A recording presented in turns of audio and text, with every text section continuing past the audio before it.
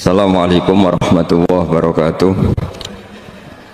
Bismillahirrahmanirrahim. Nahmaduka ya ghafuru ya syakuru. Mashalli wa sallim barik ala sayyidina maulana Muhammadin wa ala alihi wa sahbihi asfa'in nama ba'du. Begitu juga kenyataan yang kamu khayalkan itu ada juga nggak pernah.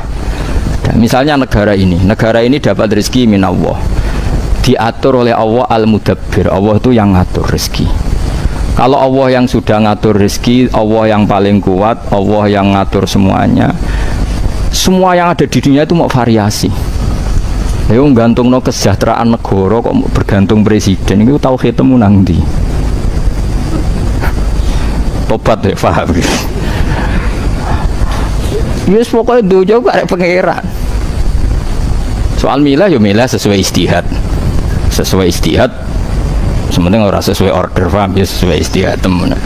Tapi kita tetap yakin al-mudabbir Allah, ar-razzaq Allah, al-fatir Allah. Sehingga yang lain tuh variasi. Kayak kula nganten sampean sing ngaji kula kan yo kathah. Tapi aku yakin al-hadi yang memberi hidayat itu Allah. Sehingga saya tidak perlu kumo luhur di ngajeni wong ngene-ngene iki. Kabeh sing gerakno Allah.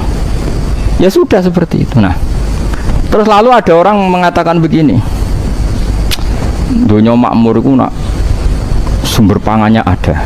Misalnya sumber pangan nono terus gempa apa kan? Mulai dari Imam Ghazali nak nyontono luwih elek meneh. Kowe nak ngeloni wong ayu kowe nak.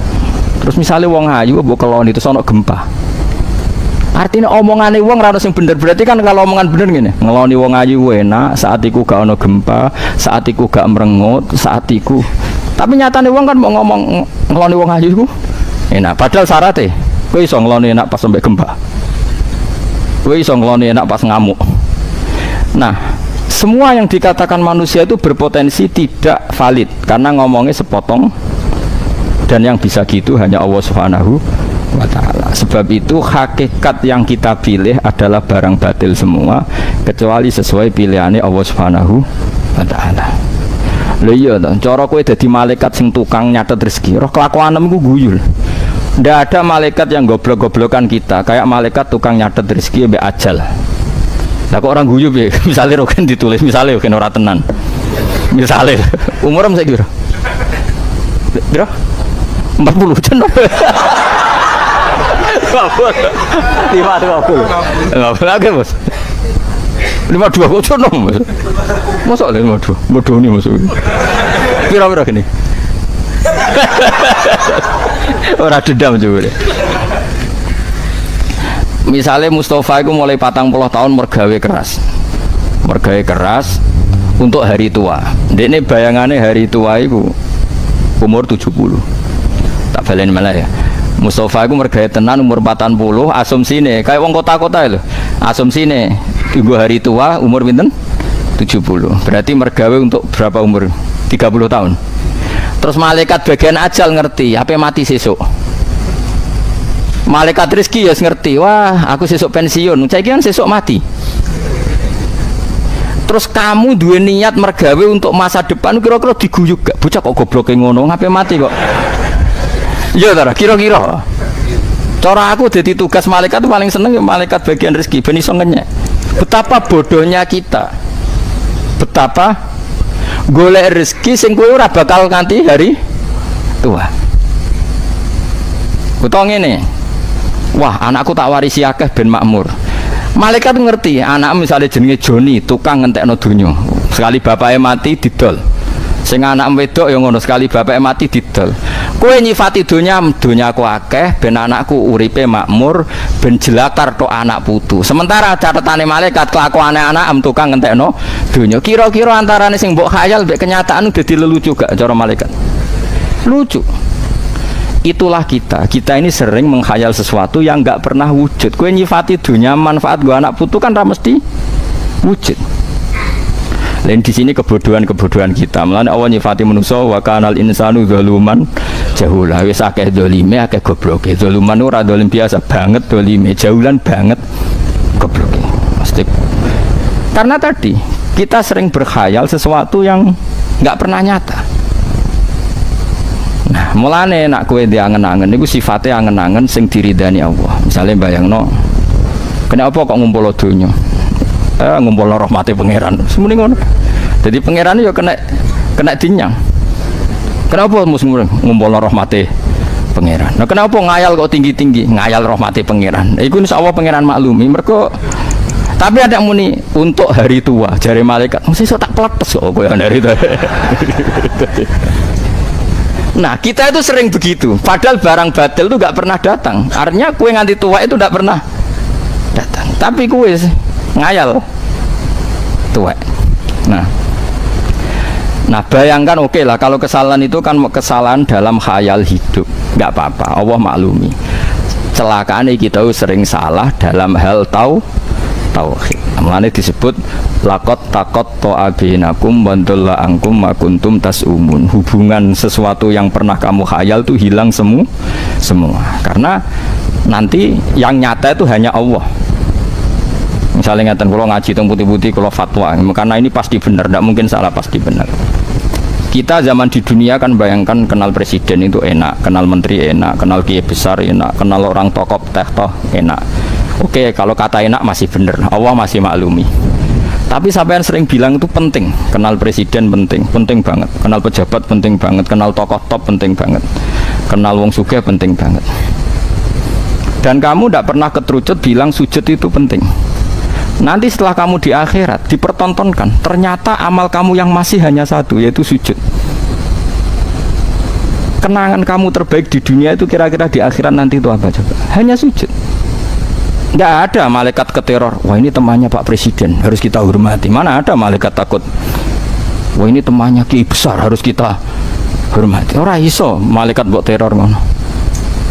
Tapi nak wong sing tahu sujud itu pangeran iso apa? Malaikat iso keteror. Ini pernah sujud. Laki Allah wa huwa sajid. Ini ketemu Allah dengan status orang yang sujud. Wah itu malaikat mikir tenan. Ketika Allah mengumumkan wa abdi lakiyani wa huwa sajid, ini hambaku dan bertemu saya dalam keadaan sujud. Tidak harus sujud fisik, dia hatinya orientasinya sujud. Bahkan dia nyari rezeki supaya bisa sujud. Didik anaknya dikasih uang supaya mau sujud. Didik santri supaya sujud. Ini hambaku yang berstatus itu orientasinya sujud. Wah malaikat gak akan berani, tak jamin. Karena dia sesuai penting sing disifati Allah, yaitu paling penting menurut Allah status hamba adalah yang sujud. Wasjud waqtarib wakum ma'an sajidin wasjud robbaka wa'bud robbaka, itu status. Saya ulang lagi. Nah status ini yang cara Allah penting. Kenangan kita di dunia sujud. Kemana aku ngekei mangan Hasan Biha ya ben sujud, anak putuku tak didik ya ben sujud, sampai tak manja masalah finansial ya ben gelem sujud. Bahkan kita makan supaya ben kuat sujud. Kalau kita rentetannya begitu, maka kita berstatus sajid, orang yang orientasinya sujud. Dan status ini yang penting. Sehingga nanti di akhirat itu dicek. Wa yut'auna ila sujudi fala yastati'un. Orang yang sujudnya tidak ikhlas nanti dicek. Ketika kita kenal presiden, kenal menteri, kenal kiai besar, sombong, bangga, pas sujud biasa-biasa, nanti ditakar sama Allah. Bareng dipertontonkan, ternyata sujud itu penting, relasi-relasi itu gak penting. Itu lagi muni ngene, Gusti ternyata penting sujud ya timbang kroni-kroni. Jadi pangeran sekeliwat. Di sini kita sering salah memilih barang yang benar-benar hak dengan barang-barang sing mau gawanane laibun walakun. Loh, saya itu pernah, ini kisah nyata yang pada diri saya itu pernah kenal seorang profesor, dia akrab sama saya. Itu saya pulang, itu nyari kiai desa sing nggak ada yang peduli. Terus di hati saya, ya Allah, jika saya bangga karena kenal tokoh dunia, ini supaya jadi kafarah saya. Saya kenal gus-gus besar di Sarang, di Lirboyo, di mana-mana saya kenal gus-gus besar. Tapi saya juga kenal kiai-kiai cilik, termasuk korbannya Mustofa. Supaya saya tidak sombong, bisa saja saya kenal gus-gus besar itu sombong, kenal gus-gus gede. Dan kalau itu iya, saya berdosa. Tapi nak kenal Mustafa Rugen kan nggak mungkin saya sombong. Nak kangelan iya, paham gitu. Terus dititipi anak. Terus modelnya ngel-ngel lah, pokoknya hasilnya. Lah itu insya Allah gajarannya gede. Ini penting tak ajarkan supaya kamu tahu mana sih yang jadi ridhani Allah. Kita ini sudah kesuwen, kejebak sampai kepentingan dunia. Makanya saya percaya, nak Rasulullah itu nabi tenan, tambah tua tambah percaya. Nabi orang nabi tenan, nak nyifati sujud itu ngendikan begini, saya masih hafal hadisnya. Wa hatta takuna sajdatul wahidatu khairan minad dunya wa ma fiha. sehingga nanti satu sujud lebih baik timbang dunia dan isinya. Coba misalnya Anda tidak pernah sujud, kenal presiden, kenal Donald Trump, kenal relasi seluruh dunia, kemudian kemana saja kamu pakai pesawat jet pribadi, kemana saja disambut bak seorang raja, kemudian Anda mati, pakai status apa coba kamu ketemu pangeran? Tapi kalau kamu pernah sujud di dunia, itu cek ono harapan di sepuro pangeran, karena pernah berstatus sebagai hamba, yaitu pernah apa? Sujud. Jika Nabi nyifati sujud itu khairan minat dunya wa ma fiha. Nabi pernah mengatakan, kamu harus sholat kalau bisa sholat sebelum sholat subuh. Fadilahnya sholat sebelum subuh itu lebih baik timbang dunia dan isinya. Itu nak wong koyok kue mesti ra paham, tak jamin ra paham. Maksudnya piye? Ya iman tapi ra paham. Lah saiki tak paham no maksudnya Nabi. Kowe kenal Ruhe, kenal Mustofa ora ana gunane, tapi nak sujud iku ana gunane. Sampeyan ning akhirat yo iku sing luwih apik timbang donya saisi. Ojo kok terus aku nak wis salat sedurunge subuh terus duwe-duwe akeh, mereka kapitalistik, utek kok elek ngono. Nah, kowe nak wis ngono iku matilah. Iku wis insyaallah mlebu swarga. Mulane kan malaikat wacana ayat iki. Kula nate ngaji malam iki. Ahad apa Senin ya? Sayyidina Umar juga gitu, karena beliau adalah sahabat dekatnya Rasulullah. Dia ya persis Kanjeng Nabi, tentu ya dengan kualitas yang berbeda. Pertama Sayyidina Umar ditusuk, yang nusuk dia itu orang Majusi, Abu Lulu al-Majusi. Dia seorang budaknya Muhirah, pokoknya orang Majusi, namanya Abu Lulu al-Majusi. Dengerin ini. Ini bukti nak Umar itu wali ini pangeran tenan. Ditusuk, itu darahnya keluar. Dia yakin mati. Itu pertama yang ditanyakan unik. Siapa yang membunuh saya?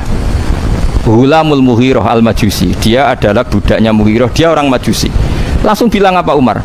Alhamdulillah alladzi ja'ala maniyati biyadi rajulin la yasjudu laka sajdah fatuhajuni biha yaumal qiyamah.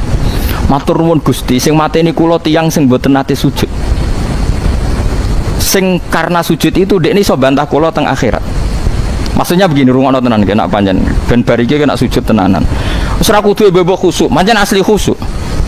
Dan sujud tenanan itu ora urusan penampilan, paham nggih? Wis ora usah pesona.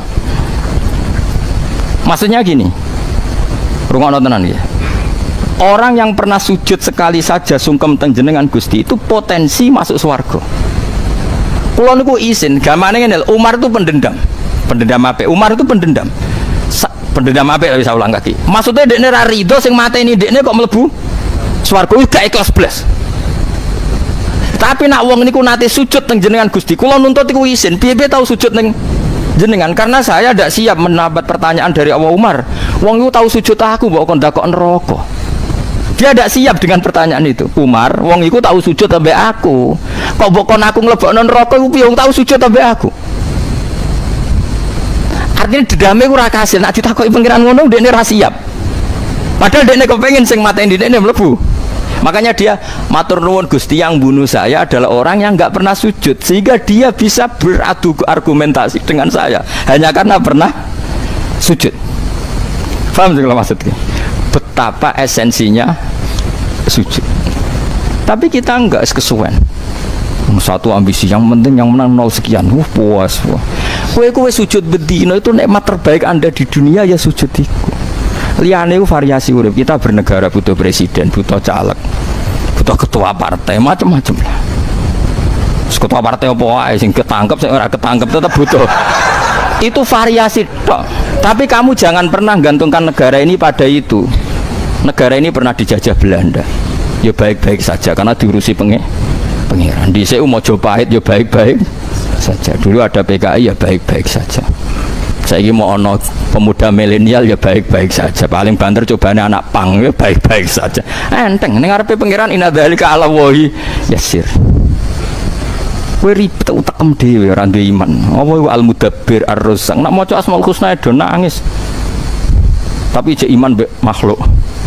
Ayo saiki sing mudabbir Allah apa manusa? Allah. Ar-razzaq Allah ta manusa? Wes bener imanem. Wes yakin. Enggak kira jelas. Ini ruang tenan ya. Sehingga sahabat dulu tuh nak jenenge sujud tuh luar biasa. Sehingga kenangannya istrinya Nabi terhadap Nabi itu apa? Angger bengi sholat. Aisyah itu bojone Nabi paling ayu. Dites. Iku Nabi nak sholat tahajud iku turu mlumah ning ngarepe Kanjeng Nabi. Iku Nabi tetep sholat. Sampai jari Aisyah aku saking mangkelku iku turu malang. Iku nak Nabi sujud sikilku tak ingkret. Engko nak Nabi sujud apa nak Nabi ngadeg tak selonjorno meneh. Ki di bojo ayu ora ngarah tahajud yakin. Mulane bojomu elek maksude pangeran ku. Maksude pangeran ben apa?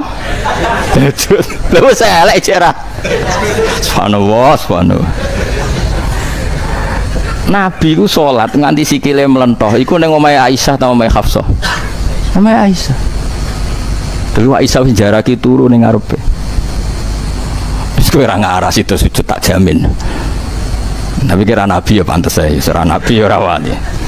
Tak baleni malih. Dadi kena cara berpikir gini. Manusa sing mbok kenal ning donya kabeh itu nanti gak nyafaati kowe ning akhirat. Sing nyafaati namung sujud sing ikhlas. Sehingga kalau dengan gitu kowe ngerti barang hak yang perlu dipertahankan ya sujud. Nah, dari sujud ini kemudian kita berpikir milih presiden yang gak ngalang-alangi sujud, milih menteri, milih. Lah itu gak apa-apa kalau terusannya gitu. Oke, saya demi sujud memilih suasana kota Islam. Memilih suasana komunitas negara yang islami sehingga tidak melarang orang sujud. Oke, saya berteman orang kaya ben iso bangun masjid supaya yang sujud banyak. Saya bina pejabat supaya mengesahkan berdirinya masjid di kampung ini. Nah itu nggak apa-apa, tapi semua orientasinya sujud. Misalnya Anda hidup di Papua atau hidup di NTT, kemudian kamu sering ke bupati non muslim, tapi demi supaya diizinkan bikin apa? Masjid. Nah itu tidak apa-apa, tapi Allah tahu semua orientasinya sujud. Nah ini yang dimaksud Nabi Ibrahim, Rabbana liyuqimus sholat, ya Allah supaya mereka mau sholat, faj'al afidatam minan nas tahwi ilaihim warzuqhum minat tamarat. Enggak apa-apa ya Allah, yang penting demi sholat. Enggak apa-apa mereka punya uang, enggak apa-apa mereka berkelimpahan hidup, semua itu liyuqimus sholat supaya mau sholat. Itu tidak apa-apa, tapi dibalik demi apa? Sujud. Mungkin saya ya kenal sama pejabat-pejabat, tapi dengan pejabat kenal kiai maka berorientasi ibadah. Setidaknya tidak melarang ibadah. Ya, nah kalau semua ini berarti lillah. Wes sampean ngandel kula. Lha iku jenenge innamal a'malu napa? Binniyat. Semua itu terserah niat. Nabi direwangi perang koyok ngono ya supaya sujud gak dilarang. Lah rumangsamu piye? Mulane sampai Nabi donga, Gusti, kalau pasukan ini kalah ndak akan lagi orang menyembah Engkau. Kudungane ning Badar. Ora ning ndi? Monas. Repot. Sampai ana ki sepun masa saya kafir Quraisy. repot. Nah ini saya cerita saja. Lho kula tenan, kula nu sering diamuk bojo kula nganti sakniki. Gara-gara saya itu terlalu hormat sama anak. Anak dimanja, sampean terlalu hormat be anak. Saya bilang gitu. Aku iki ora ndarani iku anakku. Sok ben sing nerusno sujudku ya anak-anakku. Aku iso ben mati. Jadi aku delok anak iki penerus sujudku, penerus rumang sama aku delok anak kaya wong-wong. Sok ben nak tuwa ngrumat aku. Bangun aku PKI halus. Nak aku wong kapitalistik delok anak ya ben aku tuwa sing ngrumat iku anak. Ben aku nak tuwa sing ngrumat putu. Iku wong fasik yo mikire ngono. Lah kita gunane apa dadi wong alim nak uteke kaya uteke wong fasik. Mestine delok anak iki sing terusno sujudku, iki sing terusno kalimat tauhidku, iki sing terusno tradisi mondokku. Mulane Nabi Ibrahim darani Abul Anbiya mergo dekne iku urip muk cita-citane sitok wa ja'alaha kalimatam baqiyatan fi aqibi. Ibrahim adalah orang sing sukses dadekno kalimah thayyibah fi aqibi ing dalam anak turun. Dadi Ro Ismail playon iki sing terusno tauhidku, Ro Ishak playon iki. Ora kaya kowe, wae sing terusno pabrikku. Sesuai ora anak playon iki sing terusno goblokku iki.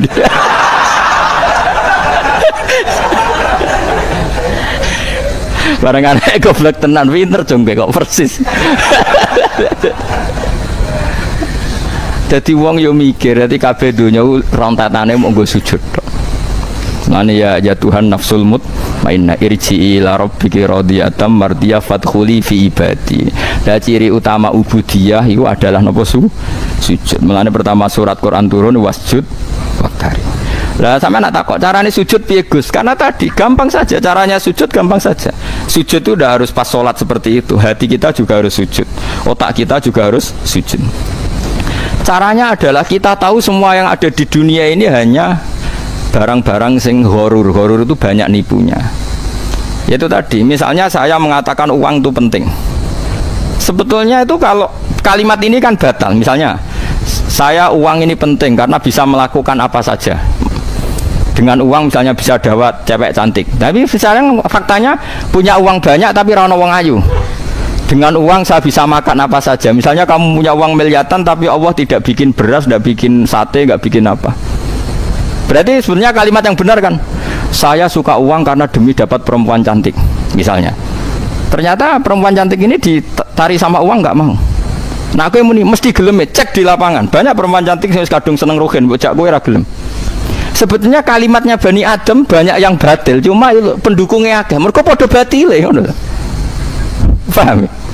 Dengan uang bisa mendapat apa saja, ya buktikan. Orang yang uangnya triliunan apa bisa mendapat orang cantik tertentu? Mesti bisa apa enggak? Enggak, yang solehah enggak mau. Paham ya? Tapi mesti cek kan, yang dicek. Enggak mesti kan? Cuma kalimat mesti itu digunakan seluruh dunia. Nah, di duit bisa apa saja. Kata apa saja itu coba. Apa terus dia bisa ke langit? Apa dia bisa mendapat perempuan sekenanya, semampunya?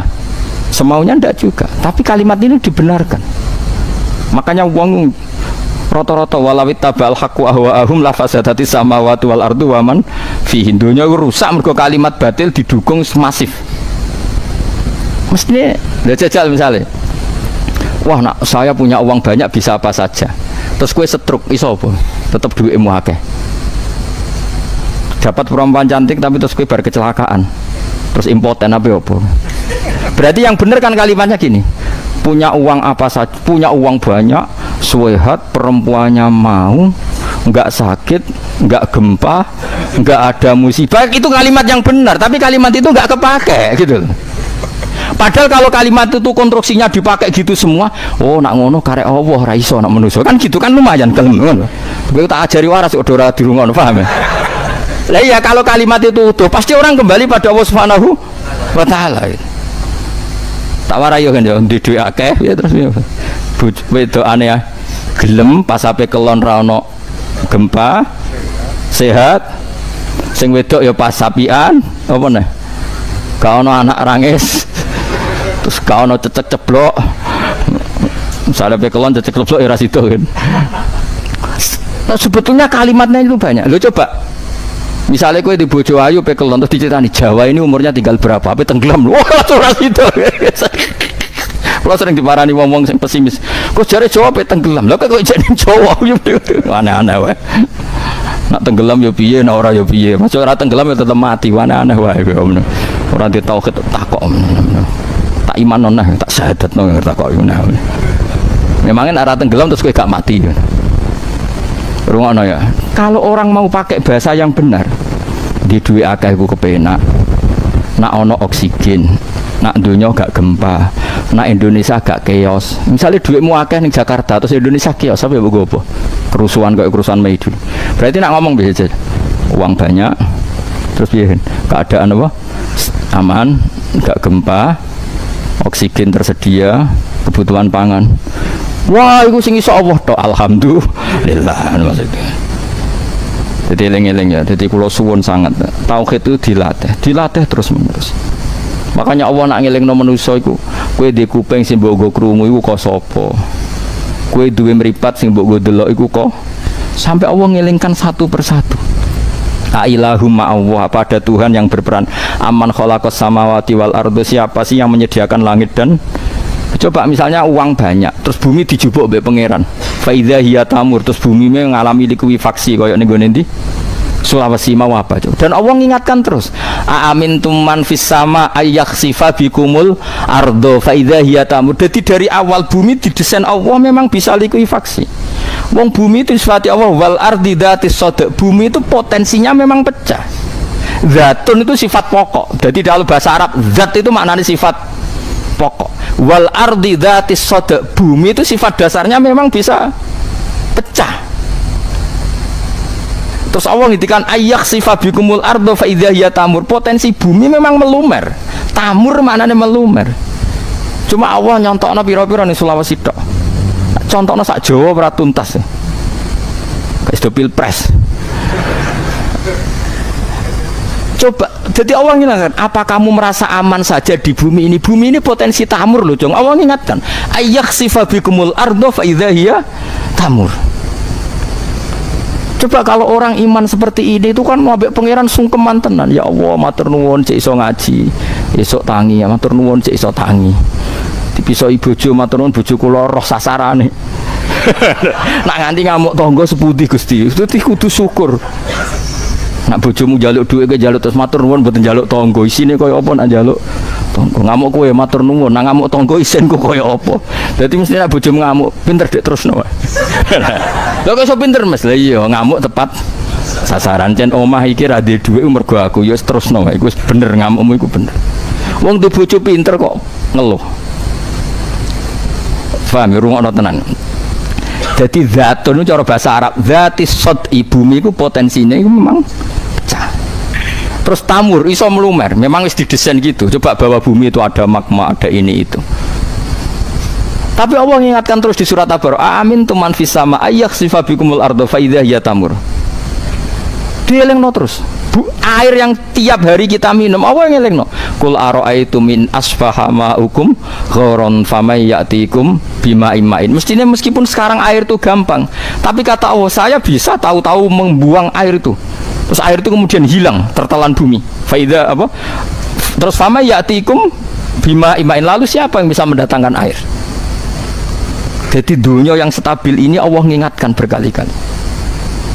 Nah, tapi wong gak eling peringatannya Allah. Akhirnya sing dianggap penting itu pejabat, relasi, mitra. Akhirnya Allah ora tau disebut. Ya wis akhirnya sedunia ngene ngendikane pangeran, nak aku ora disebut ning bumi, akilukum ila nafsikum. Urusan dunia tak pasrahno kowe. Akhirnya wong kangelan mergo urusan ora diurusi Allah tapi diurusi diri apa? Sendiri. Akhirnya wong gawe rumus. Pendidikan gawe rumus, tiap ganti menteri ganti rumus, presiden di rumus, ganti presiden yo ganti rumus. Perlu kartu siji apa cukup KTP gue ger. Lah misalnya bener sing kertu telu, sedurunge ana kertu telu ya wong wis mangan. Sing bener kertu siji sedurunge iku wis mangan. Dhisik endi wong makmur mek kertu iku? Jare wong sing wis makmur, kowe presiden aku wis sugih. Jare sing melarat, ya tetep melarat. Akhirnya, oh tetep Allah sing ngatur donya apa. Tapi tetap aja golput loh ya, maksud kula tetap. Artinya negara itu urusan kedua. Pertama tauhid benari. Lah nek tauhid wis bener, kamu milih sesuai sing diperintahno Allah ya, sesuai nurani masing-masing. Sementing ora sesuai order masing-masing. Ane guyonan Gus Dur paling masyhur, Gus Dur guyon paling masyhur kan. Dulu ulama itu ngendikan al hukmu yaduru ma illatihi, hukum itu berputar sesuai alasannya. Sekarang al hukmu yaduru ma ujratihi, guyonan Mas. Hukum itu berputar sesuai upahnya. Guyonan paling masyhur yang antar kiai itu al hukmu yaduru ma illatihi, itu yang benar apa? Tapi sekarang al hukmu yaduru ma ujratihi. Karek opae piro terus wani piro lha wis untuk musibah nek ana hukmu ya duru ma ujrati. Dieling-eling. Dadi kula teng pundi-pundi kampanye. Lah tentang la ilaha illallah nggih ngoten.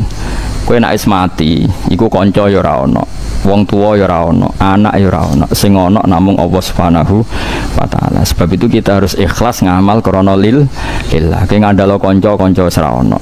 Anak bojo mlayu kabeh ya mayafirul mar'umin akhi wa ummihi wa abi wa sahibatihi wa bani likul limri'im minhum yauma idzin sya'nu yuhun. Kita hanya kembali ke Allah. Lah nek kembali ke Allah kok kowe saiki ngamal demi manusa. Terus manusa iku sapa? Ketika itu ndak siapa? Siapa? Itu harus dilatih terus-menerus sampai Anda ikhlas. Lah nek iso ikhlas kudu dilatih sampai tahu ikhlas. Pisanlah tahu ikhlas gue selamat. Dewi ulama-ulama kue ning dunya swidak tahun kok tahu ikhlas pisan tok wis cukup. Tapi yo angele ra karuan bener. Lah carane ikhlas piye tak warai lali wis ngandel aku. Lali ku ya lali, engko ikhlas tuh. Lani masyhur bapak sering cerita, riyen guyonane mung bapak kula mbah kula menjen keluarga Lasem. Mbah Maksum niku abahe Bali Maksum Jogja niku santrine kathah riyen. Ketemu kancane. Ya kanca nak undang jangkar sum gayamu jog santrimu akeh ke wiridan isen to mbek santrimu nak bar salam langsung mlayu mergo santrimu akeh Iya pertama izin suwe-suwe lali jadi. Lah pas lali aku ikhlas jadi. Jadi pertama kan apa ras miridan kan izin, wih ditutup santri akeh kok langsung melayu. Kedua ya mungkin izin, suwe-suwe kan lali. Lah pas lali aku ikhlas. Ngaji ini kan pertama ngaji, sesuai kan lali. Pokoknya anggar wayang ngaji dengan kitab perangkat. Pertama kan gak, pertama akan perhitungan. Ya gue orang ikhlas. Nah lali gue ikhlas. Mau menerap paham, tambah ikhlas. Paham, tambah ikhlas. Kan gak dikarep apa? Ciri utama ikhlas juga duwe. Gak dikarep. Jadi eling-eling ya. Jadi barang batil itu ora tau wujud. Kayak loro tambah loro 15 juga tahu wujud. Yesus pangeran ora tahu wujud, Lata Uzza pangeran ora tahu wujud. Itu dimaksud napa? Qul ja'al haqqu wa ma yubdiul batil wa ma yu. Dadi barang batil ora tahu wujud. Maknane nek sing nganggep wujud akeh tapi hakikate gak tahu wujud. Paham ya? Jadi kok wow 1 tambah 1 kok 12 itu tidak pernah wujud. Lah sing wujud hak namung Allah Subhanahu wa ta'ala. Dadi nyaman lah. Lah mulane nek ana salah dawuh Nabi, umpama aku salah ya salahku dhewe jare Kanjeng Nabi. Umpama, maksudnya Nabi tentu enggak akan salah. Artinya ngene, nek ana salah ya salahe wonge, wong barang ya kayak tadi. 1 ditambah 1 itu 2, benar ya? Ditambah 1 tambah 1 4 itu enggak ada. Tapi saya ngomong ngono iku ono, misalnya cah cilik, ngarep matematika salah. 1 tambah 1 ditulis 4 utawa ngedan ditulis 18 malah, paham ya? Jadi artinya ngene barang salah ku ora wujud, tapi wong salah ku pirang. Tapi nak barang itu tetep ora wujud. Paham ya? Jelas ya?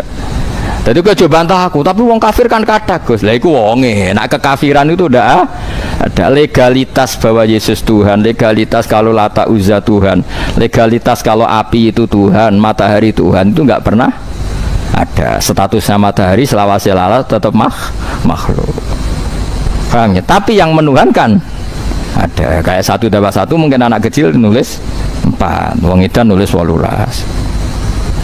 Paham ya? Jadi eling-eling nak barang batil tetap ra ono. Mulane istilah napa ja'al haqqu wa ma yubtiul batilu wa ma yu'id. Mulane disebut lam yabqa lahu atharun. Tidak ada bekasnya sama sekali karena hakikatnya tidak wujud. Jadi disebut wadalla anhum kanu yaftarun. Akan hilang semua apa yang pernah mereka bayangkan karena tidak wujud. Mulane kula suwun lah pokoknya nak sujud itu sing tenanan. Senajan to kula nu jarang sholat sunat. Maksudnya tidak sebanyak sampean mungkin. Tapi kalau sujud itu tak nikmati tenan karena itu pasti jadi kenangan terbaik Anda hidup di dunia. Kenangan Anda hidup di dunia terbaik adalah kamu pernah apa? Sujud itu tak jamin. Gak mungkin kan kenangan terbaik nggak ada BPKB. Sebenarnya mau buka KB syutingan ini mau buka KB. Marani pejabat proposal, orang melarat daftar melarat, orang melarat daftar BPJS, orang melarat nyimpen kartu telu. Ini kenangan opo? Sebentar kau pangeran itu kartu telu gue apa cung? Ora pertanyaan ini ora ono. Kowe ning donya tahu sujud. Lah nek wis tahu sujud pisan lah, sing penting sah. Maksudnya kowe kan salat fardu wis bedino, tapi gak mesti sujud iku napa? Ikhlas. Pokoke terus latih terus wis ora lali. Nah dadi imam sing rawan ra ikhlas iku mergo penampilan. Napa? Dadi imam rawan rasa mergo ya gremeng. Dadi biasanya masalah iku imam jaga penampilan. Ajane ape ora sujud suwi bareng imam ya terus disuwek-suwekno. Iku wis masalah. Makmum probleme gremeng. Wah semane jebule suwi. Bareng makmum sing lagi khusyuk imame cepet. Gak tumani nafas. Makmum yo kacau gayane nompo tapi kurang ajar juga sini. Sing lagi seneng khusyuk, nah imame kesusu kan mangkel. Sing lagi seneng cepet, nah imam khusyuk mangkel. Jadi ora sinkron asline imam mbek makmum iki. Mulane jamaah iku muga-muga nek iso ana 40 ben ana waline sitok. Lah iki wali iki sing nyafaati salat wong pidul-pidul iki wali-wali. Mergo kok disepuro kabeh. Mergo pangeran nak mirsani kekasih iku dikatutno wong pinggir-pinggire dikatutno kabeh. Ajane diengali sitok tok. Jadi ibarat sak bis ana waline pangeran sitok. Misale ibarate bis iku ape kecelakaan pangeran buka kasih kuning kono. Nak kecelakaan nak melok. Padha salat iki sak musala bedukan iki salate ra ketompo tapi ana sitok kekasih pangeran. Saiki rombongane yo kira ditompo kabeh. Sing pidul-pidul melok ditompo. Nah, ini alasan Imam Syafi'i kenapa Jumatan kono wong 40. Jadi kalau sekumpulan orang 40 itu pasti ada walinya satu. Kira usah takok sing ndi sing elek biasane. Seneng mau takok. Ya wali rata-rata ganteng ah sembrono. Lah kok ketakok mosok Gus Sarati wali ganteng barang malah darane elek ra trimo, darane ganteng ra trimo. Lah ngono iku ora bakal wali. Takokan ngono iku bukti ra wali. Mergo wong brengkel lho. Lah wali sing piye? Ya biasane sing elek. Gak trimo mosok wali elek, sing ganteng mosok Sarati. Sembrono. Mun kula terusno nggih. Pokoke kula suwun sanget ya. Dadi yakinlah bahwa barang hak itu sing abadi. Mulane Nabi Ibrahim ketika njaluk wong Mekah niku duwe dhuwit niku dimulai Robbana liyuqimus shalah supaya gelem salat jenengan paringi rezeki. Supaya semua ini orientasinya demi salat. Enggak apa-apa kita cari uang, enggak apa-apa. Kita berpolitik enggak apa-apa. Misalnya orang Islam berpolitik di Indonesia supaya Islam mayoritas di parlemen. Kalau malimah parlemen orientasinya bangun masjid, lembaga-lembaga pendidikan enggak apa-apa. Tapi yang penting berangkatnya dari semangat napa ibadah. Lalu dimulai Robbana liyuqimus shalah supaya semua ini demi salat. Nah setelah demi salat enggak apa-apa faj'al afidatan minan nas tahwi ilaihim warzuqhum minas samarat. Mun kula terusno ya.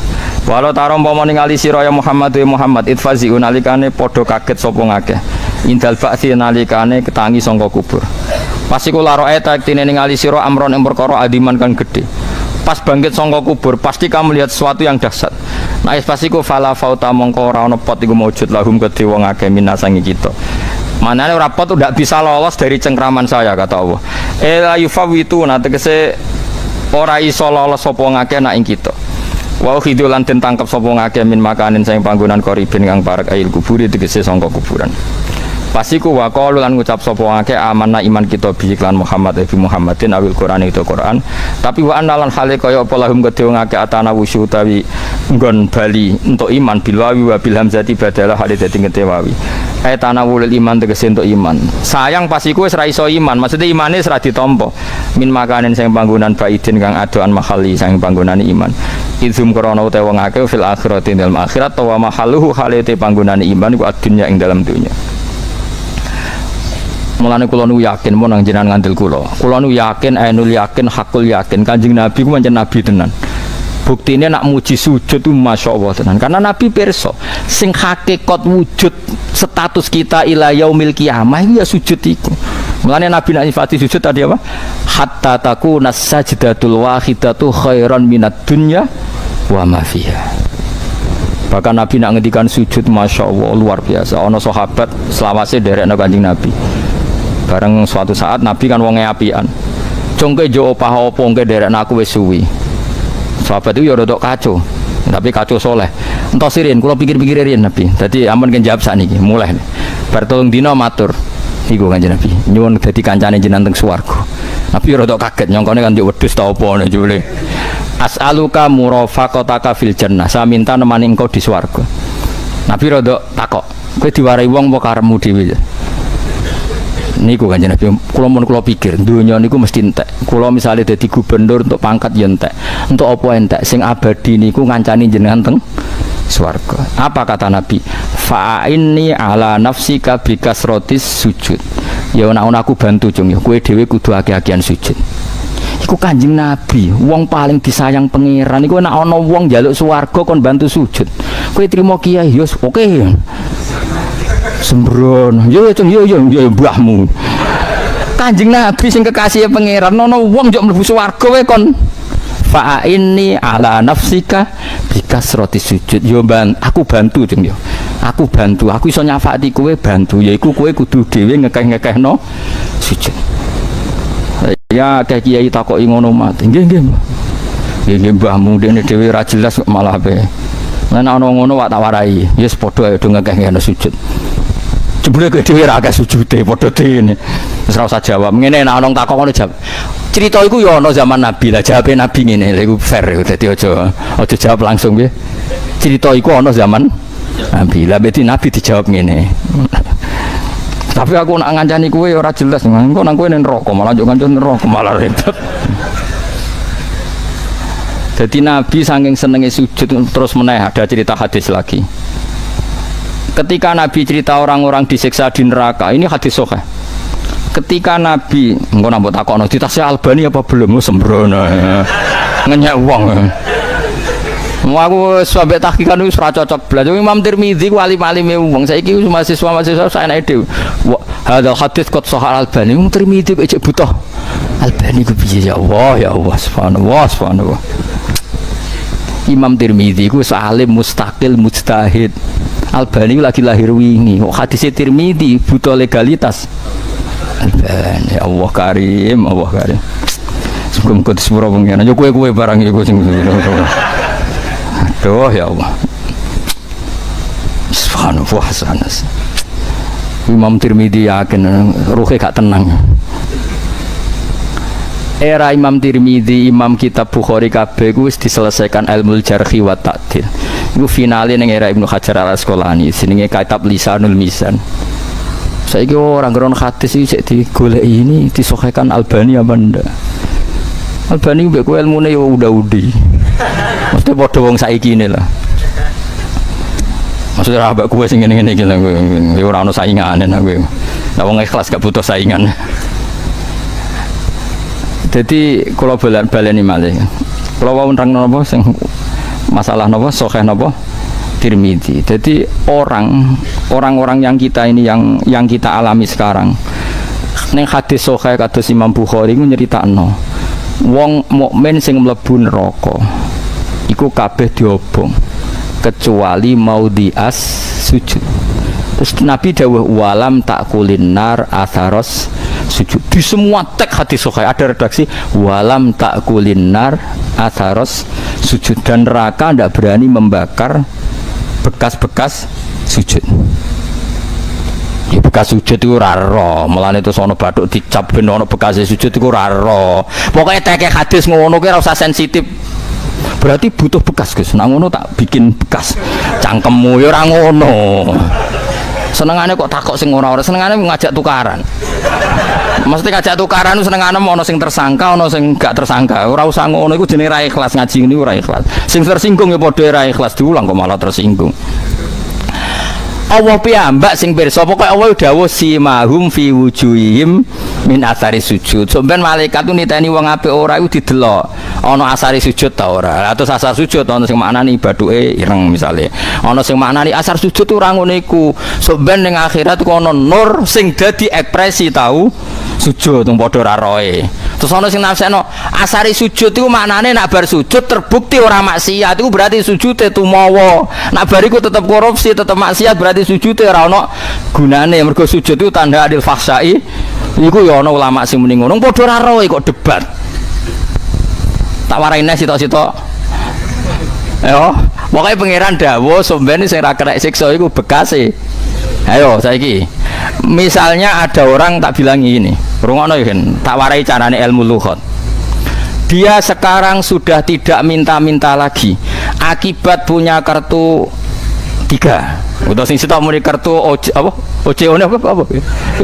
Sing apa? Iki balane itu. Oh sih. Apa? Apa? Oke, udah iso ngono kok. Wes tak warai, wes wong donya lah ibu nek kowe tenanan dol. Sehingga ulama dulu itu rileks. Termasuk yang saya ceritakan tadi Imam Ahmad, Imam Syafi'i itu melihat apa saja rileks. Ya tadi kalau disenangi orang ya barokah, punya kawan kebaikan. Nak dineng ya barokah dineng di gedingi tonggo rada utang, ngeranjuk tulung gitu. Jadi rileks saja. Masyhur itu Imam Syafi'i ngendikan waman asa'a ilaika faqat atlakoka.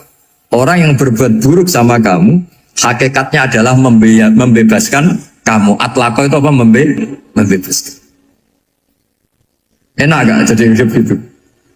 Kalau kamu kan enggak, kok gedeng aku salahku apa? Malah kamu ujub dong, orang kok gak tahu salahnya. Kamu jadi suami, istrinya ngomel, kurang apa saya sebagai suami? Ya kurang banyak, tidak ganteng, tidak kaya, ada ini. Malah kalau diterangkan malah parah toh. Ya sudah rileks saja. Kalau dia ngomel ya tadi, alhamdulillah dapat pahala tambah apa? Iya. Terus ngomel kan butuh energi, paling yang tidak kuat 3 jam. Nanti juga berhenti apa? Terus ambil nilai positifnya, misalnya ngomel sama suaminya, bagus lah. Kalau ngomel sama tetangga malah kayak apa gitu aja udah. Jadi ulama dulu itu gampang sekali melihat hidup. Rasulullah ya gitu, melihat hidup tuh gampang saja. Ketika tanya, ya Aisyah apa ada sarapan? Tidak ada ya Rasulullah, ya sudah saya tak puasa. Jadi enteng saja. Kadang-kadang beliau ingin puasa, ya puasa sunat, ada sarapan nggak jadi puasa. Rileks. Nabi itu rileks. Kalau ngajari kebaikan juga rileks. Nah sekarang itu banyak orang yang karena mungkin kurang baca, Islam itu kayak menjadi aturan yang bengis, yang repot, yang mengekang. Itu tidak seperti itu. Yuridu wa bikumul yusra wala yuridu bikumul usra. Allah menghendaki agama ini mudah. Sehingga ada sahabat di Imami Mu'ad itu baca Baqarah. Sahabat ini pekerja petani, mufarokoh ditinggal. Ketika Mu'ad lapor, ya Rasulullah ini ada orang munafik, tengah-tengah sholat mufarokoh saya ditinggal. Yang disalahin itu tidak yang tinggal tapi Mu'ad. Afattanun anta ya Mu'ad, kami itu tukang fitnah. Masa ngimami petani pakai surat Baqarah? Jadi yang disalahkan ini imamnya. Kalau kamu jadi imam, sholatnya ya yang cepat. Makanya terus banyak orang kecepatan karena tadi. Jadi Nabi itu enteng sekali. Jadi apa ya, Nabi itu beda dengan yang kita bayangkan beda. Nabi pernah ngaji di masjid, kemudian ada tetangga lewat pakai cangkul ke kebun. Semua sahabat gerutu. Ini orang tidak benar, ada Nabi ngaji ditinggal saja ke kebun, tidak ikut ngaji. Jawabannya Nabi tidak, itu bagus, itu ikut sunnah saya. Kenapa ya Rasulullah? Dia kerjanya nyari halal.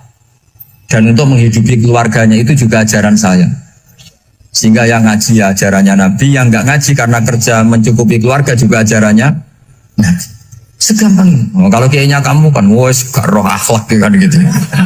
Nabi rileks saja Nabi. Sampai bisa lihat itu di Ihya, di bab Fadhailul Kasbi. Makanya ini penting sekali supaya orang itu berpikir Islam atau mendakwakan Islam itu berdasar sanad. Ya, yang mutasil yang pernah dilakukan Rasulullah SAW. Sesuatu yang dilarang Allah itu pasti madharat. Maka untuk melarang seseorang bergantung sama narkoba misalnya atau hal-hal yang bahaya pada fisik, itu satu tentu bagi ahlullah, tentu karena takut Allah. Tapi banyak masyarakat yang memang benar-benar bisa meninggalkan narkoba karena efek buruknya ganja. Bahwa itu mengakibatkan sakau, mengakibatkan tidak sadarkan diri, mengakibatkan kebangkrutan ekonomi macam-macam. Sehingga mereka benar-benar benci sama yang namanya narkoba. Jadi di antara manhajul Quran itu kalau mentakbih, memburuk-burukkan maksiat itu mesti dikritik innahu kana fahisyah. Innahu kana fahisyata wa makta wa sa'a sabila. Innahu kana fahisyata wa sa'a sabila. Diulang beberapa kali. Sehingga dibutuhkan kecakapan untuk menganggap satu hal yang buruk itu fahsyah, sesuatu yang enggak rasional, sesuatu yang tidak positif, sesuatu yang pasti berdampak negatif. Sehingga kalau misalnya tadi dibacakan oleh Qori, kuntum khaira ummatin ukhrijat linnasi ta'muruna bil ma'ruf wa tanhauna 'anil munkar. Untuk berhenti dari kemungkaran itu satu takbihun litilkal mungkar atau litilkal mungkarat, bahwa mungkarat itu kita cap, kita stigmasi bahwa itu buruk sekali. Seperti Nabi mengajarkan pemuda tadi, masa kamu suka ibu kamu digitukin lelaki lain, putri kamu, bule kamu, bude kamu, sehingga orang ini pikirannya termindset betapa buruknya zina. Sama seperti kita sukses memindset betapa buruknya narkoba, betapa buruknya bahan-bahan terlarang. Begitu juga seterusnya, terus pengkhianat dan sebagainya. Tapi problem manusia adalah dia itu akan mencari kebahagiaan atau kesenangan sesaat. Maka caranya gimana? Keinginan senang lewat maksiat ini dilawan dengan nyaman dengan taat. Saya ulang lagi, nyaman dengan taat. Sehingga ulama dulu punya kalimatul munajat, artinya kalimat hubungan pribadi sama Allah yang menjadikan orang itu nyaman. Dan ini yang diajarkan kitab-kitab tasawuf. Kitab tasawuf itu sukses mengajarkan melihat alam raya ini semuanya nyaman, termasuk yang mengecewakan. Itu dianggap nyaman. Saya berkali-kali ngajarkan ilmu ini karena ini musalsal ila Rasulillah SAW. Itu pernah suatu saat Imam Ahmad itu dipanggil sama tetangganya, anak muda. Tentu Imam Ahmad ini orang yang sangat soleh, sangat waroi, sangat tunduk sama perintahnya Allah dan Rasul. Pemuda tadi manggil, ya Ahmad, datang ke rumah saya. Imam Ahmad datang. Setelah sampai ke pemuda tadi, sudah pulang lagi, saya tidak butuh kamu. Pulang lagi. Setelah sampai rumah dipanggil lagi, ya Ahmad, datang lagi. Datang lagi. Oh, saya tidak jadi butuh, pulang lagi. Sampai 3 kali. Dan itu perangai ekspresi Imam Ahmad itu atau ulama lain yang sesoleh beliau itu nyaman, indah. Beliau tetap senyum-senyum nyaman. Beliau tidak tersinggung, tidak terprovokasi, pokoknya tidak tersinggung, kelihatan nyaman. Lama-lama pemuda ini terus tanya, ya Ahmad, kamu saya perlakukan seperti ini kok tidak tersinggung? Kamu senyum-senyum saja, happy-happy saja. Jawabnya Imam Ahmad itu unik. Wahai pemuda, saya kamu panggil itu senang sekali. Karena kata Nabi, kalau kamu iman dengan Allah dan Rasul, maka hormatilah tetangga. Jadi saya senang. Karena nuruti perintah Allah untuk menghormati tetangga. Jadi tidak ada urusannya dengan kamu. Kagetnya kayak apa? Jadi dipanggil tetangga ya senang karena melakukan perintahnya Allah dan Rasul, yaitu ikramul jar, fal yukrim jarum. Disuruh pulang, kamu ingin saya pulang, ya saya pulang. Disuruh datang, ya saya datang. Jadi saya tidak tersinggung, saya tidak ada urusan dengan kamu. Urusan saya dengan Allah Subhanahu wa Ta'ala. Itu kalau bapak-bapak istrinya ngomel terus sabar itu ya bagus.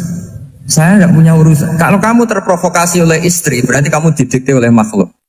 Masa seorang rektor didikte makhluk? Kan tidak keren. Apalagi seorang habib didikte makhluk, kan tidak keren.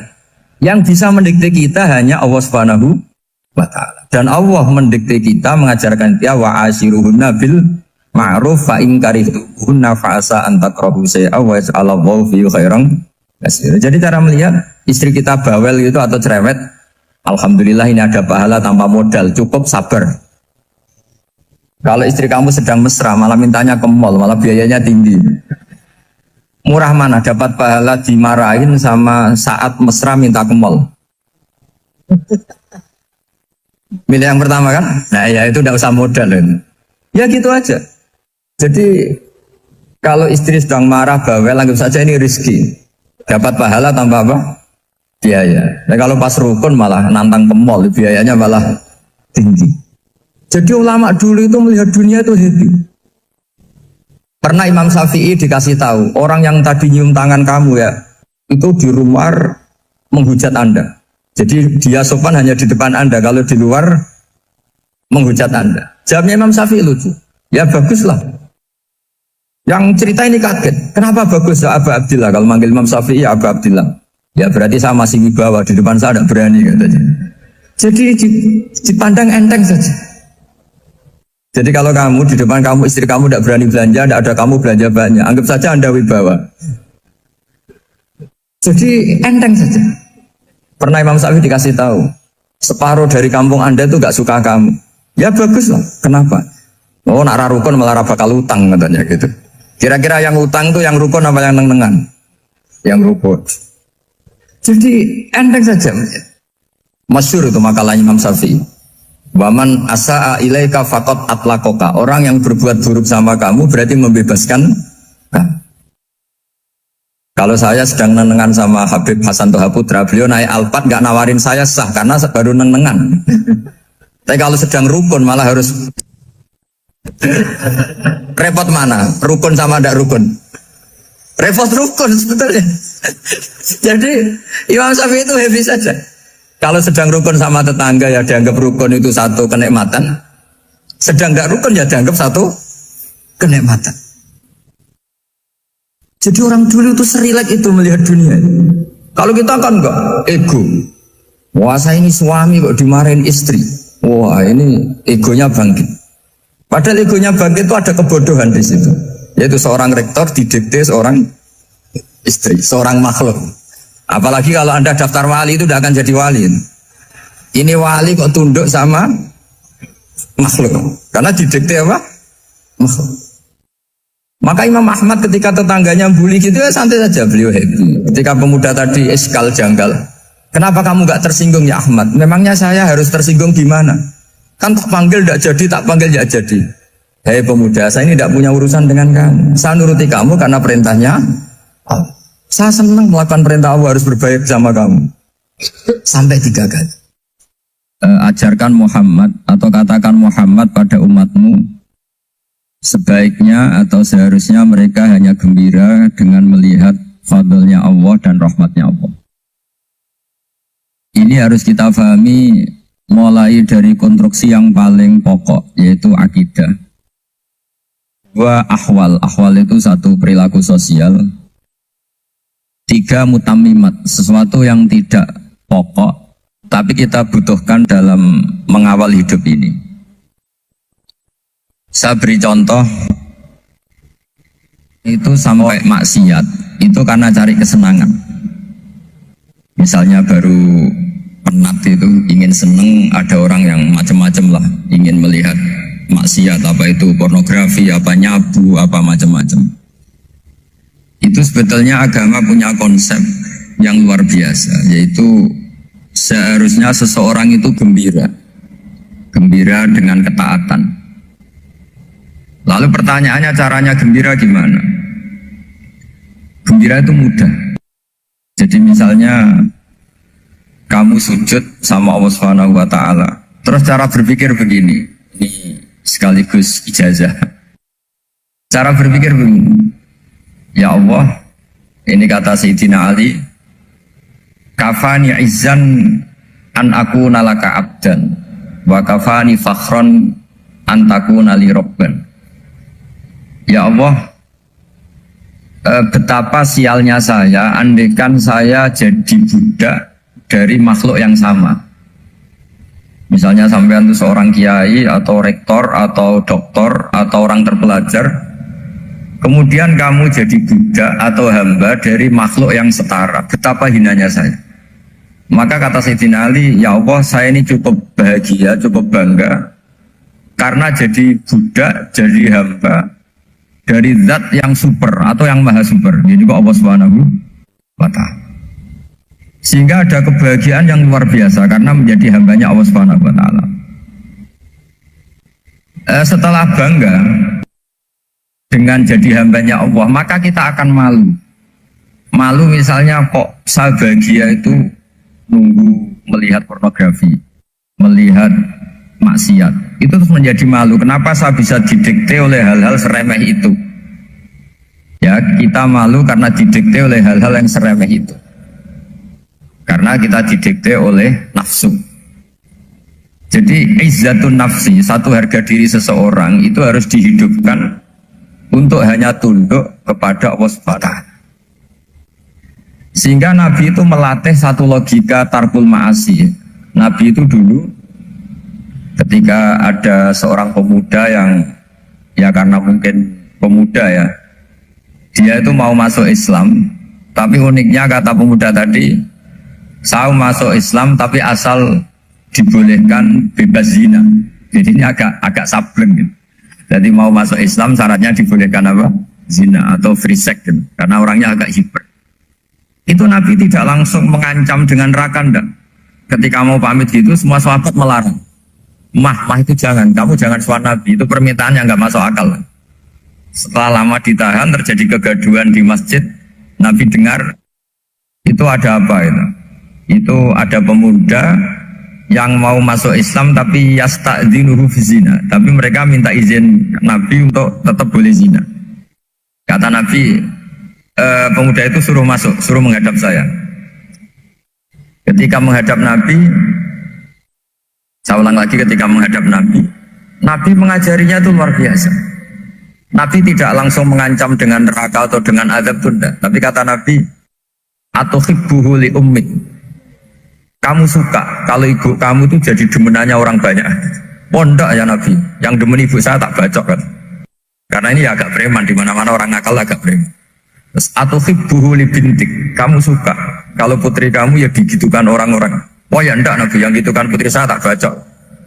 Atuhibbuhu li kholatik, kamu suka kalau bule kamu digitukan. Atuhibbuhu li ammatik, kamu suka kalau saudara bapak kamu digitukan. Nabi itu mengeset ya. Cara sekarang itu otak mungkin. Nabi itu meluruskan otaknya anak muda itu. Betapa buruknya zina. Cara bahasa Arab ditakbih. Betapa buruknya zina. Kamu suka kalau korbannya ibu kamu, putri kamu, bude kamu, bule kamu. Sehingga orang itu matur ya hasbuka ya Rasulullah, ini sudah cukup. Saya tidak pernah melihat sesuatu seburuk zina.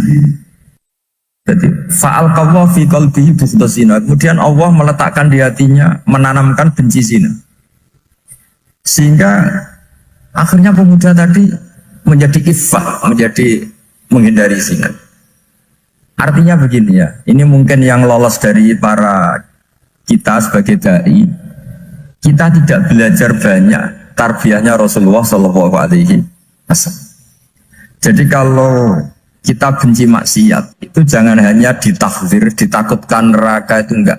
Jangan hanya itu, tapi di logika. Jadi kalau kita menghindari maksiat, itu selain karena takut azab, itu ada logika, ada rangkaian pikiran yang menjadikan kita anti satu perbuatan apa maksiat. Jadi misalnya gini ya, kira-kira ginilah kalau contoh gampang itu. Ada orang gitu ya, nyanyi dengan pakaian yang mungkin pornografi gitu. Mungkin pemuda-pemuda ingin melihat itu, tapi bisa diobati gini, kok enak dekne mergawe kok tak bayari, aku kehilangan duit. Meskipun dengan logika yang agak serampangan, yang penting menjadi kita ini punya harga diri untuk tidak tergantung hal-hal seperti itu. Sehingga Nabi itu cara menggambarkan tadi, mulai atuhibbuhu li ummah, kalau ibu kamu jadi demenannya orang lain. Pemuda tadi bilang yang demen ibu saya mau saya bunuh. Ditambah lagi atuhibbuhu li bintik, bagaimana kalau korbannya putri kamu, bule kamu, bude kamu. Sehingga terus si pemuda tadi betapa buruknya zina, betapa murahnya zina. Akhirnya pemuda tadi al-qawwa fi qalbi bughda zina. Terus kemudian pemuda tadi itu sangat membenci dengan apa? Berzina. Nah, pikiran-pikiran seperti ini harus kita tanamkan. Harus kita tanamkan supaya orang itu benci melakukan maksiat karena satu memang takut suhtullah, takut dibenci Allah atau dibenci Allah. Dua, memang logika kita mengarahkan tidak maksiat. Saya beri contoh ya, betapa pentingnya mindset ya, cara berpikir. Orang itu menjadi kikir itu karena nganggap hidup itu lama dan uang itu penting. Kalau zaman Nabi itu sederhana kalau melihat hidup. Pernah suatu saat Nabi itu punya jatah makan, karena Nabi itu hidupnya juga pas-pasan. Jadi Nabi itu unik. Beliau di satu sisi kaya raya, bisa ngerumah Abu Hurairah, Ammar, Suhaib.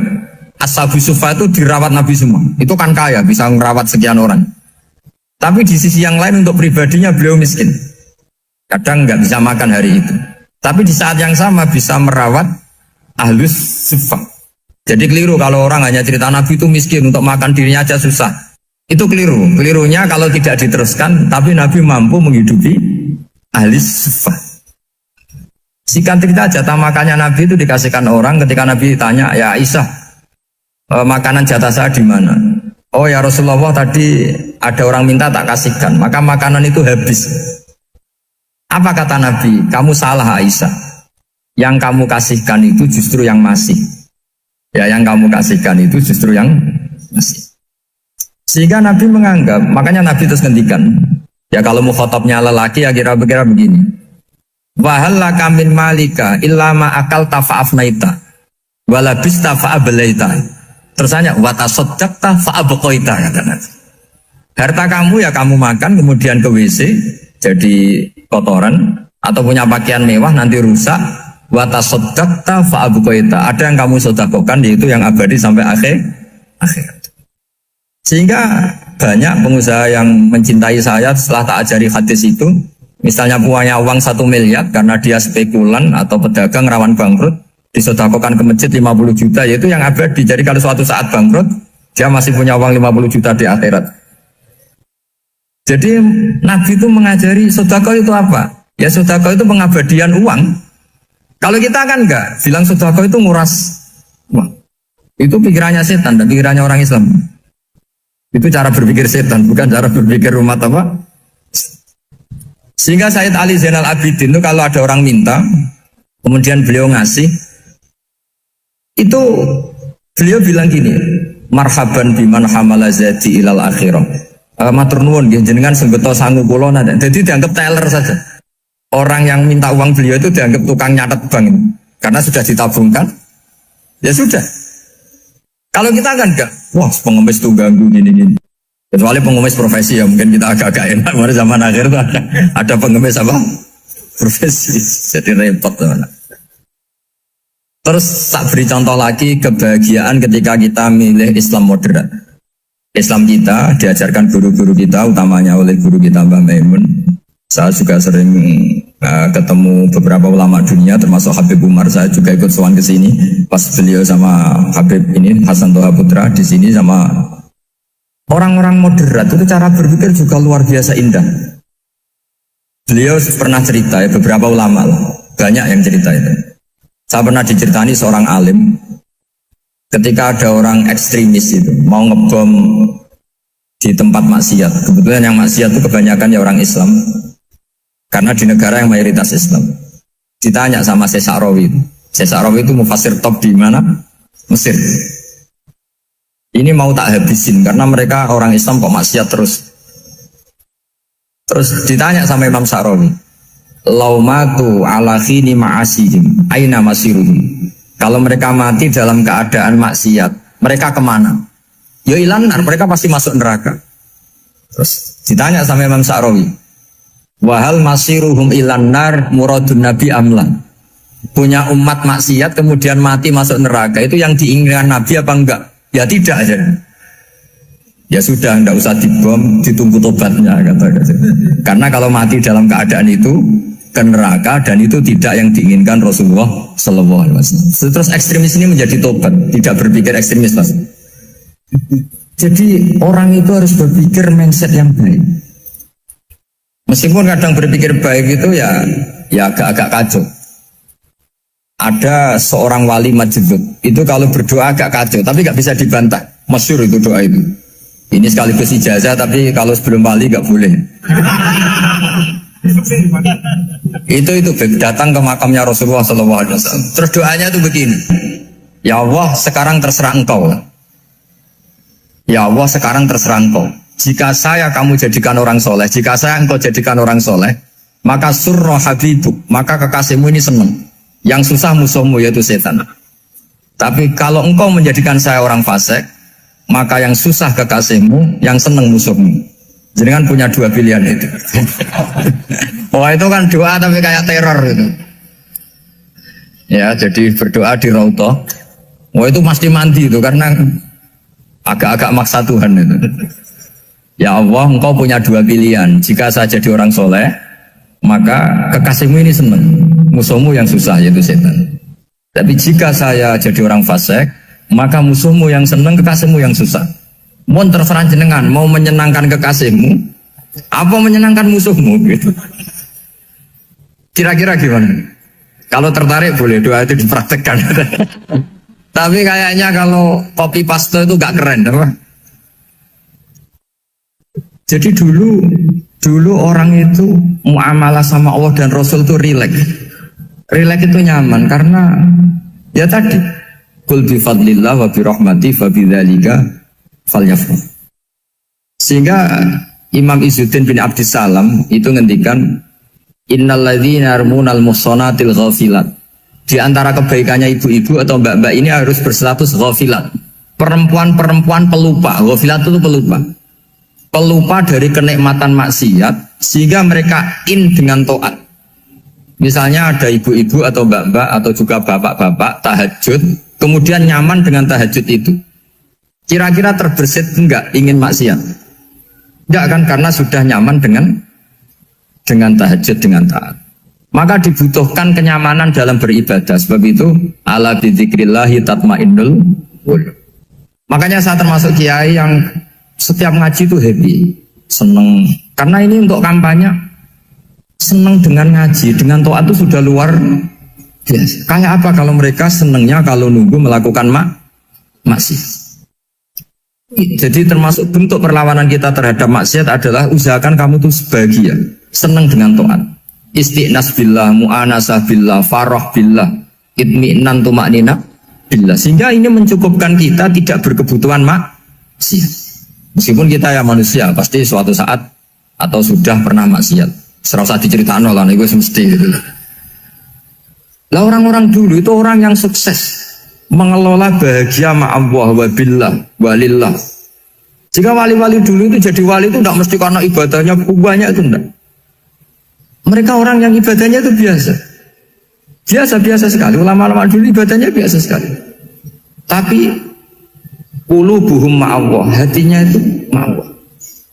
Itu ada seorang wali itu jadi wali, Umar bin Abdul Aziz yang dikenal khamisul khulafa.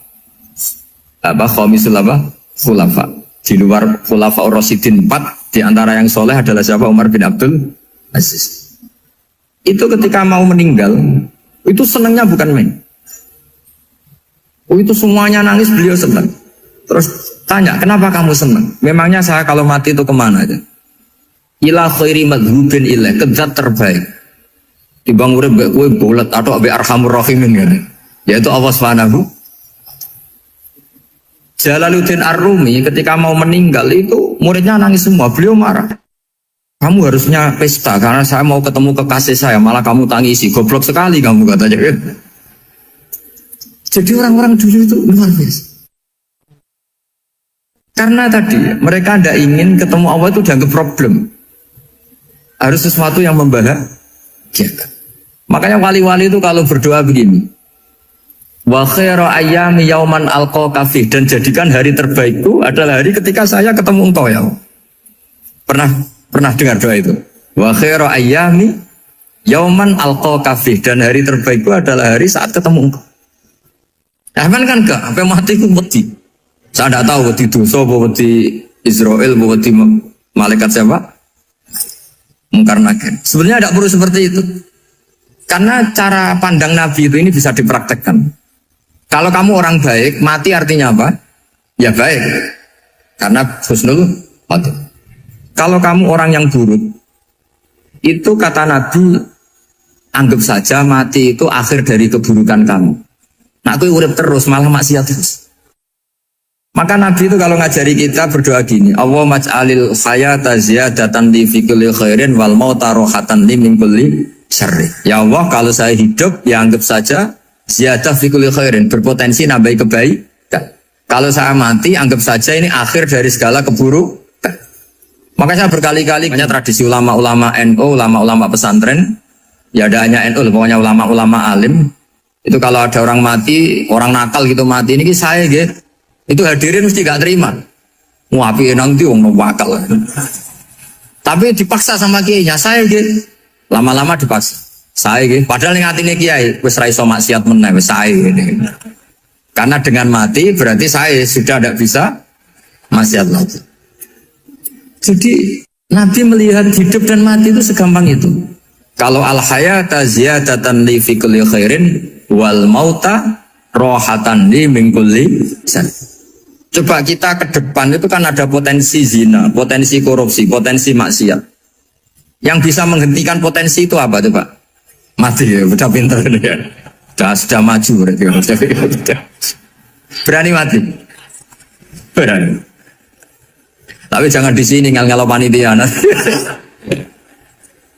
Artinya yang selama ini kita risau dengan kematian, dengan apa? Nabi ngajari kita tadi. Allah maj'alil hayata ziyadatan li fi kulli khairin wal mauta rohatan li min kulli syarr. Ya Allah, jadikan hidup ini sebagai bekal menambah kebaikan, dan suatu saat kalau saya mati, semoga itu akhir dari segala keburukan.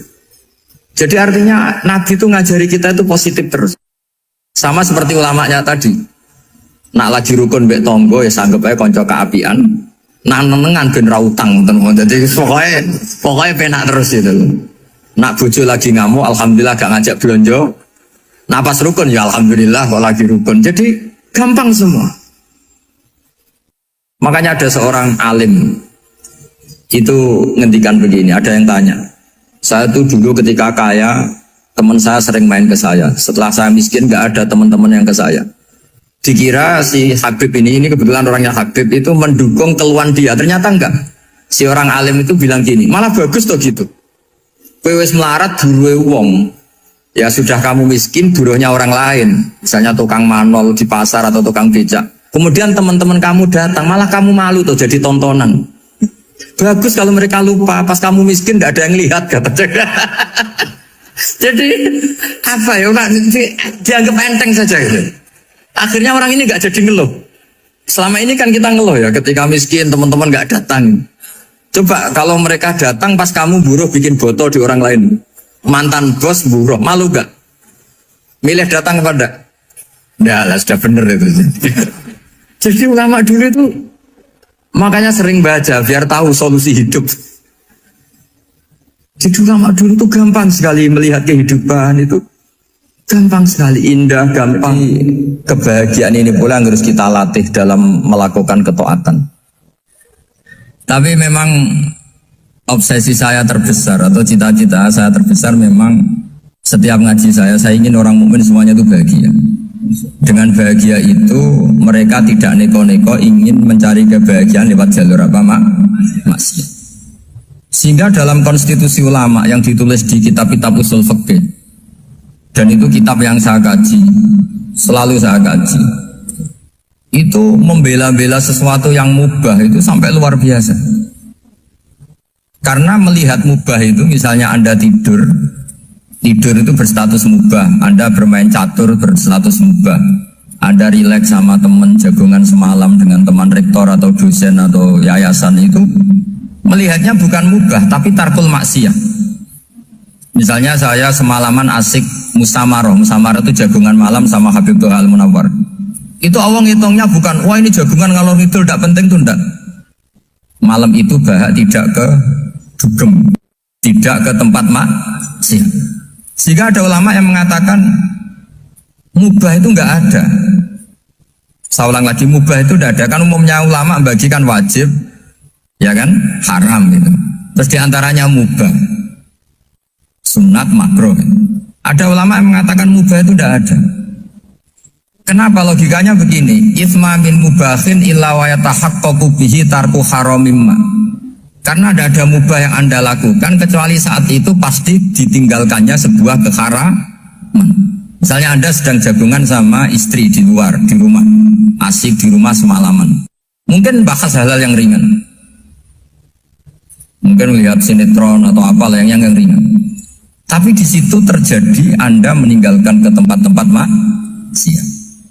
Sekarang ninggal maksiat itu wajib apa mubah? Wajib. Padahal Anda sedang melakukanmu. Nah itu dicatat oleh Allah itu tarkul haram, meninggalkan keharam. Sehingga masyhur dalam cerita wali-wali itu, Abu Yazid yang seperti itu ibadahnya pernah tanya, ya Allah lalu yang makomnya orang seperti saya siapa? Karena beliau semalaman ibadah terus. Sama Allah dijawab, ya yang tidur di pinggir kamu itu. Abu Yazid, kok bisa ya Allah? Dia kan tidur terus. Ya kan dia tidur berarti meninggalkan keharaman. Ngomong sing potongan tukang maksiat itu apik turu apik melek kira-kira. Apik turu. Timbang sama nak melek pola wis turu ae kira-kira gitu. Jadi enggak usah dipaksa tahajud, dipaksa qiyamul lail itu. Iya kalau qiyamul lail. Kalau dapat informasi, ke sini ikut saya terus katut kan repot. Jadi perlawanan terhadap maksiat itu sebetulnya gampang dalam Islam karena tadi nggak ada sesuatu yang mubah kecuali saat dilakukan berakibat meninggalkan keharaman. Mudah sekali.